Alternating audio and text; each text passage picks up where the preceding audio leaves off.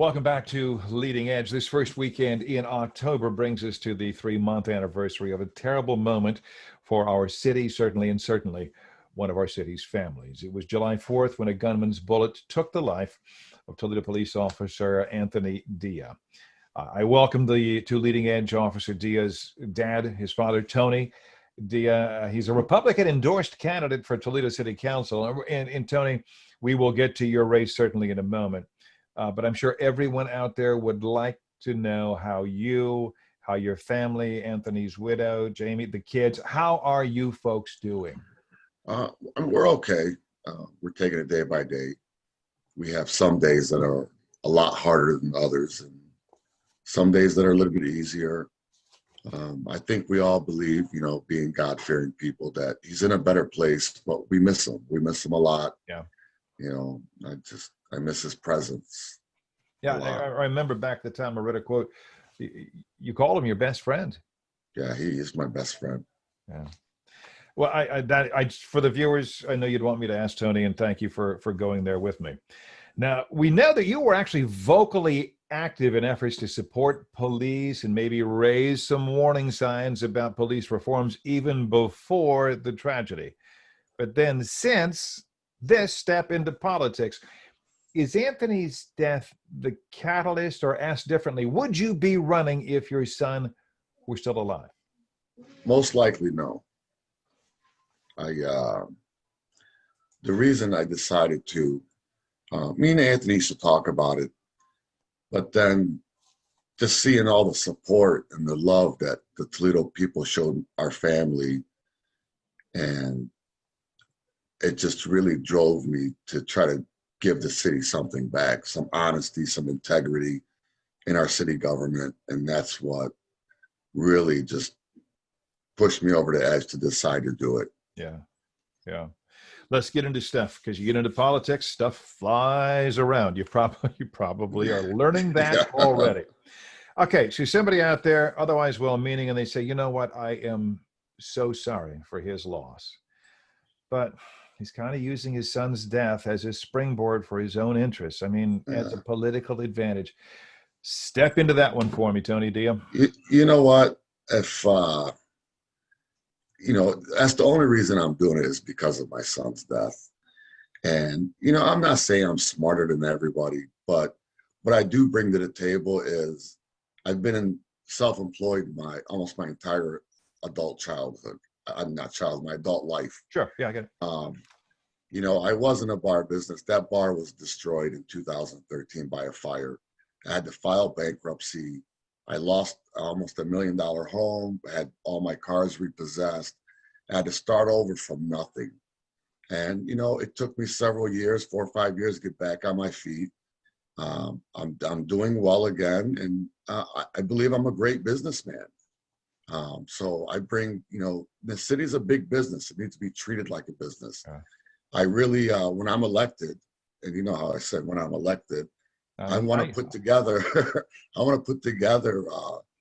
a team of local business people that are volunteers that we meet with once a month, and we just pick each other's brains. So I want to bring to the city a lot of business type stuff. All right, let's do this. You brought it up, Tony, and it's published. It's out there. Right. You used to run an adult entertainment club. Some 6 years ago, you received a suspended 6-month sentence after a no contest. The plea was no contest regarding activity at the club.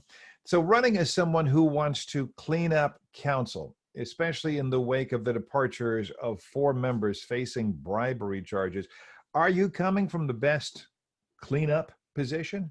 Well, at the end, my business was a legitimate business. If it wasn't legitimate, I wouldn't have been endorsed by the Toledo Police, Toledo Patrolmen's Police Association. Right. I was a shareholder, just like any other shareholder. There's a lot of clubs that are publicly traded. I mean, there's some people that could have clubs in their mutual fund and not even know it. Hey, Tony, I think when you got into this also, and we mentioned off the intro, a lot of concern about police reforms. And you're are there no reforms that you could support? The administration has named this large commission on police relations and reform. Are you simply predisposed to opposing whatever they kick out? No, not at all. Like I asked before, why isn't EMS dispatched to drug overdoses?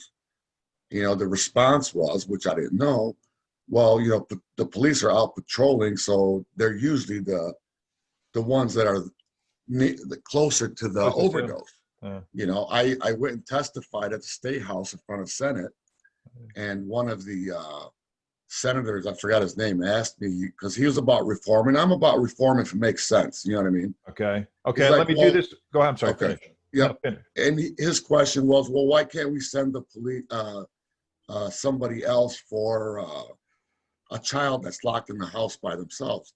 I said, that's fine and dandy, but by the time you call somebody else, there's most likely a police officer that's a lot closer Oh, to the child. You know what I mean? So yeah.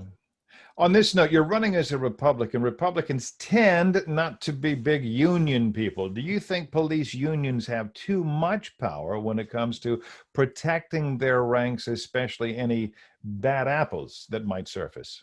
yeah, I honestly don't know enough yet about the Toledo Police Union. I'm all about union. I grew up union. My dad retired from Jeep in 2004. I mean, union fed our family. Yeah. Anthony worked in the laborers union, building scaffold before he got into law enforcement. My daughter was local 18, operating heavy equipment. So, I'm not against union. I just believe Toledo was just been too one-sided for way too long. I got you. All right. Yeah. The Democrats certainly have long held sway down at City Hall. Tony Dia would like at least your consideration. This is an at-large seat, and he faces off against an appointee. I remember Katie Moline, who was on our show just a few weeks ago. My thanks to Tony Dia. Folks, keep Tony, his family in your prayers. And Tony, thank you for keeping us on the leading edge of the effort now to step into public service after his son died while protecting and serving our community. Stay well, my friend. Thank you, Jerry. We'll see you, Tony. And when I come back, with a huge election looming, will your voice be heard? A couple of huge, fast approaching dates may have something to say about that. It's all next on Leading Edge.